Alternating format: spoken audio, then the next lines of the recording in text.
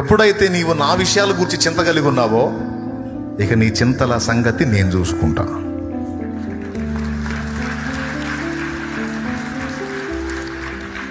ఇక నీ బాధ్యతలు, నీ ఇబ్బందులు, నీ శోధనలు, నీ ఎక్సెట్రా ఎక్సెట్రా నేను చూసుకుంటా.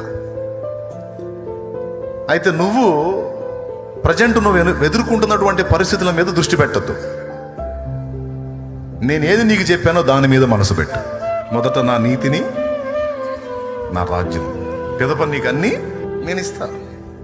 నీకేం కావాలో నాకు తెలుసు, ఎప్పుడు ఇవ్వాలో ఎలా ఇవ్వాలో నాకు తెలుసు, నేను ఇస్తాను. ఇది సూత్రం. అందుకే గద్దించి స్వస్థత ప్రార్థన కూడా చేయను నేను. ఎందుకంటే చేయాల్సింది చేశాను అనుకో, ఎంత గొప్ప అద్భుతాలైనా జరగాల్సింది జరుగుతాయి అంతే. ఎంతమందికి అర్థమైంది? అది అది అది నా ధీమా. అది